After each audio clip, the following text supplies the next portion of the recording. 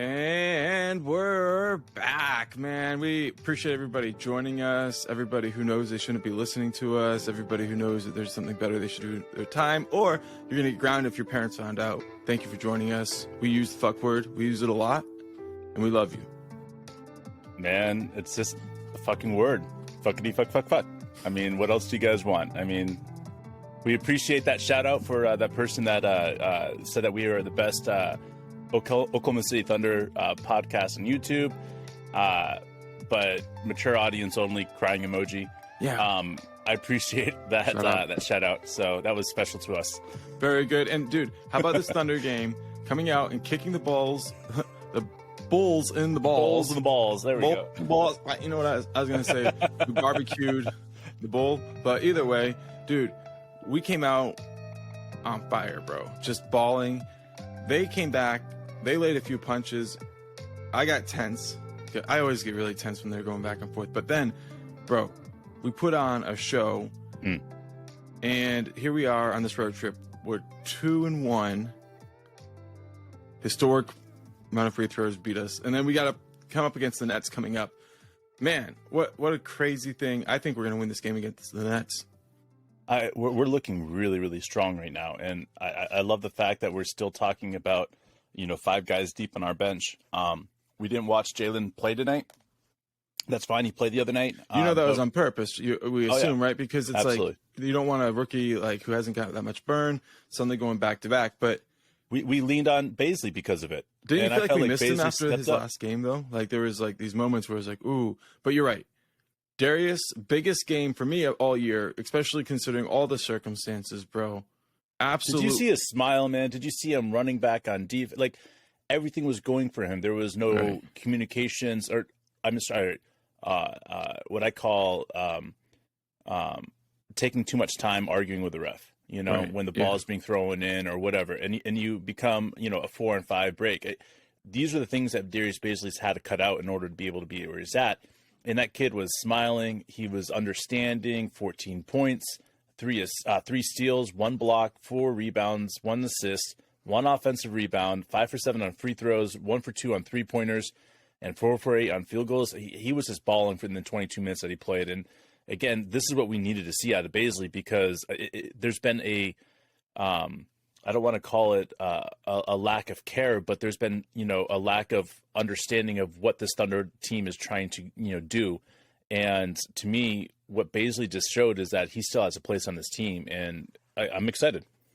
Right. And we've had a lot of talk about Bazley, and we're excited that he's out there contributing. We think that he has a lot he can offer, and he has to stay ready. And I heard Coach Daigneault talking after the game about how much he admired him because of how hard this year has been for him and how he stayed ready. And if you look down the roster, you can see a team of people who stay ready. Okay, we have 6 guys who played off the bench. I'm sorry, 5 guys who played off the bench, and every one of them scored. Okay, and that's what we're used to. That's not even an unusual thing for this team at all, right? And Trey Mann, he hit a big 3. Lindy Waters hit 2 big 3s. And those are the guys that scored the least.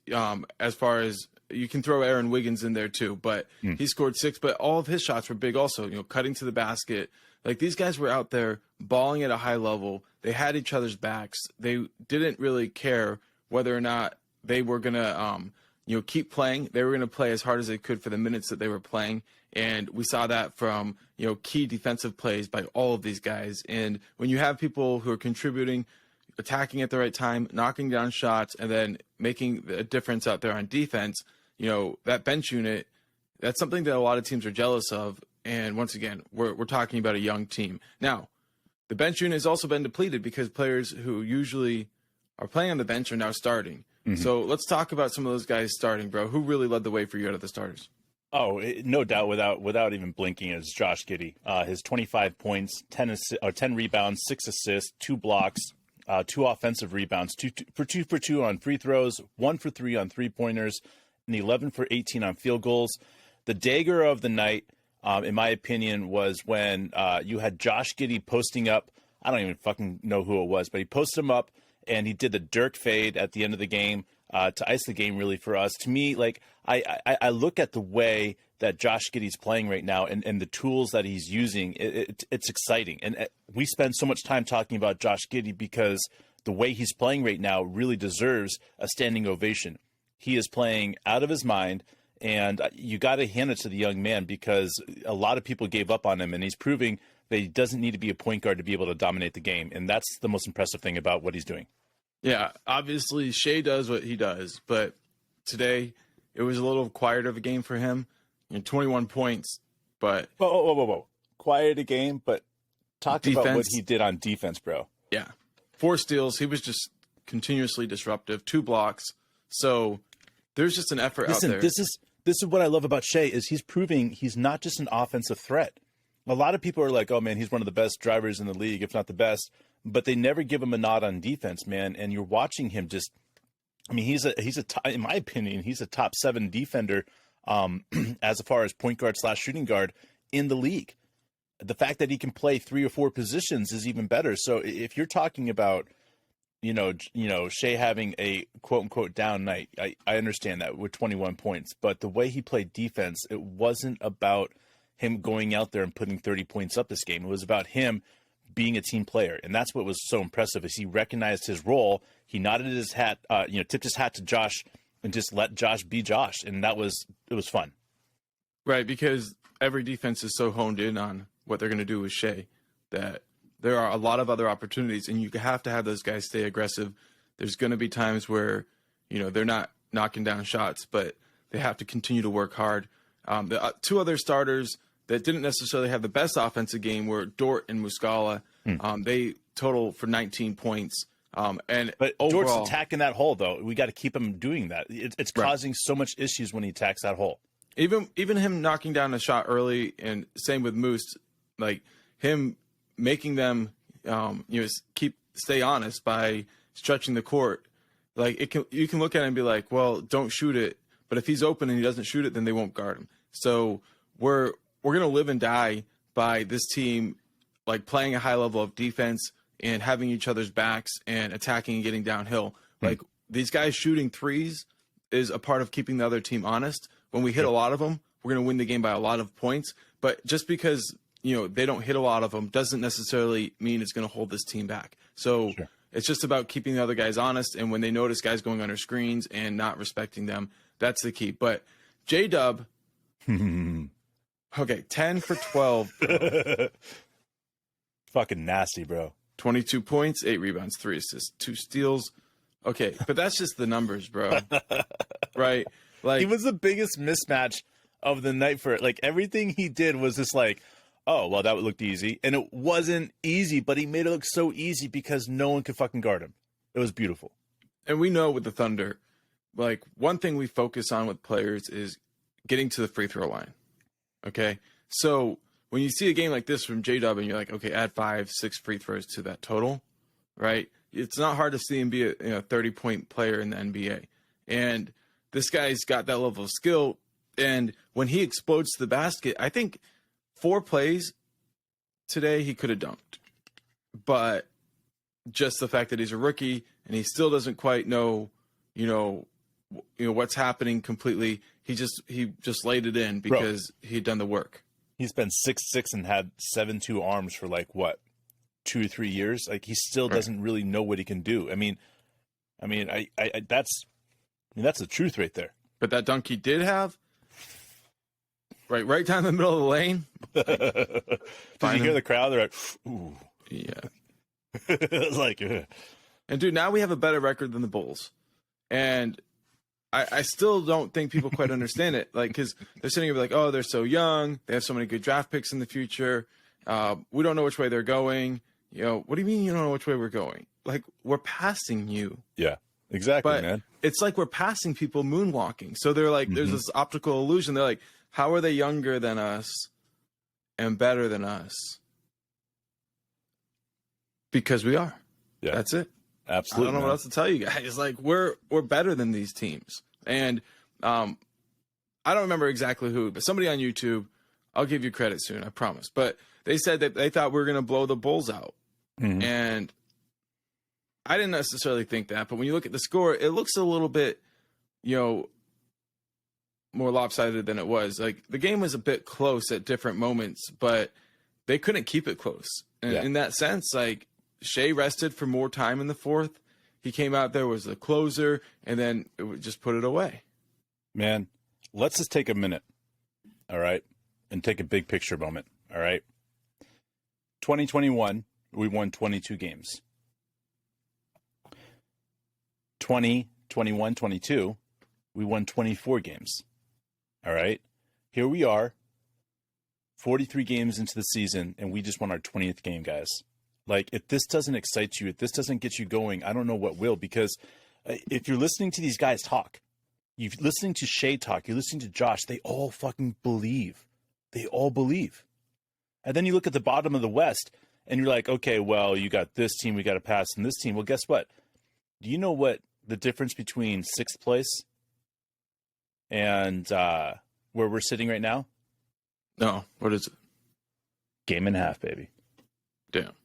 And, you know, I keep on going back and I keep on saying, like, what is the legitimacy of what we could do here? Like, you know, we're sitting at, 20 and 23.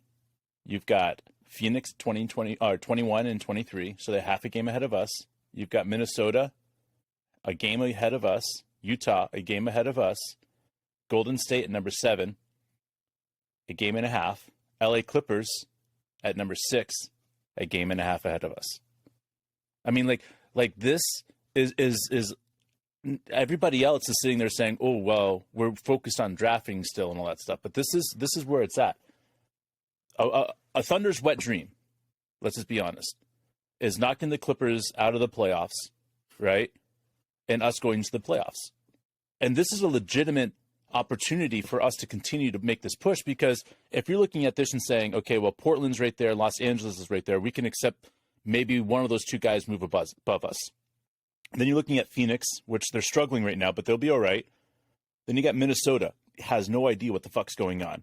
Utah, I guarantee they don't want to make the playoffs right now because they have so much that's in, but they also want the Minnesota Timberwolves to lose, so they're going to go back and forth, right?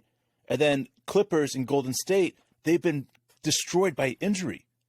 So, like, to me, I'm looking at this and I'm saying, is there an opportunity for, like, a Clippers team or, like, Golden State or Utah or Minnesota or Portland and Los Angeles to drop out? Hell yeah. Hell yeah, fucking yeah, there is. And then if that's the case, then we're sitting in a really good spot. We know from experience, we have to stay healthy. That's it. Right, and we're not going all in on anything. Like, how do we stay healthy? I heard some of the Bulls announcers talking about maybe making a trade to, get a veteran that really help us go over get over the hill. We're not going to do anything like that. So how do we stay healthy? We do what we've been doing, right? Balance minutes. But even with us saying it, bro. this, look at our box scores. But listen, every single time. Even with us saying it that simple, right? We are not healthy at center right now. Okay? And we've played center by committee. And we've been doing gotten away with job it. At that, man. Right, we have. But here's the thing. When you play center at committee, it's not always about the player who's playing center. It's about everybody else who understands that they now have to play more. They have to help more. They have to be a part of it. You have to quickly go to zone. And one guy we haven't mentioned yet, but it's just been this incredible luxury, right? All the dirty work, Kenny Hustle, right? What he's been able to do when he starts, when he comes off the bench, he can give them different looks. He makes them uncomfortable, and it takes him a little while to figure out, okay, how are we going to counter the way that he's defending us? And he makes them work hard in a PJ Tucker style way, right? And that is so disruptive. So it reminds me, like when I was coaching, there would be games, and you would know you were outmatched a lot. So you would come up with a strategy in any way possible to take them out of rhythm. For me, it would be like, don't let them get into their offense. Well, for when we're playing these teams that have all-stars at center, it means never give them the same look twice, or at least give them a look that they feel comfortable with a couple times in a row. Alter your defense with Vucevic, front him sometimes, change it, push him to the perimeter, give them zones, even when they eat it up, keep going at things, don't quit. And we've seen it. This whole road trip has been defined by it, and now we're going to go play the Nets, bro. If we win that game, all right, never mind. We don't need to think about it. Bro, come on, man. Like, Jacques Vaughn, he's a good coach, bro. They've been on a roll, but they don't have KD, I don't think, right? I mean, I don't know what's going on with everything over there. But I've been a Jacques Vaughn fan for a long time, man. Do you remember meeting Vaughn, man? I do. I thought they still should have gone for Udoka as the coach, but you know what? All right, cool. Anyways, but Vaughn has been around the league for quite a while, man. Was drafted in the early 90s. I like him as a player. I liked him watching him in college. But the reality is that in order to get everybody working on the same page, you got to get everybody buying in. And I think that's what's happening right now is we're seeing a lot of teams right now that are still trying to figure out what they're about. If you're looking at what we've been able to do in staying healthy and making sure these guys stay rested, giving Shai an extra day off. I feel like they've given him a day off once a month from a game. They're consistently making sure that these guys aren't going above 35 minutes. That's really important for these games because these guys are way more rested. And the fact is, if you look down at our bench and you're saying Bazley at 22 minutes, Kenny Hustle at 24 minutes, Lindy Waters 15, Trey Mann 16, Aaron Wiggins 16. Like, this is all rest that these guys have been able to do because of it. It's huge for these guys. And when we're getting down to being able to beat these teams in the second half, it's because of these guys being rested. If you look at the Chicago Bulls game in the third quarter, they came roaring back. It was like, shit, this is not good. They took the lead for a little bit, and then we came back and we settled down, right? I feel like that beginning of that fourth quarter is becoming that moment that we can depend on some points being scored because of the way we play without Shai. And next thing you know is we have a couple buckets, we get on the rhythm, 7 minutes left in the fourth quarter, and here comes Shai. And we just fucking dominated from that point on. And that's exactly what this team needs, is that we push the other team to the limit. They might get some bunch of buckets in the third quarter, but the thing is that they are not going to be able to reproduce that in the fourth quarter because they're so tired.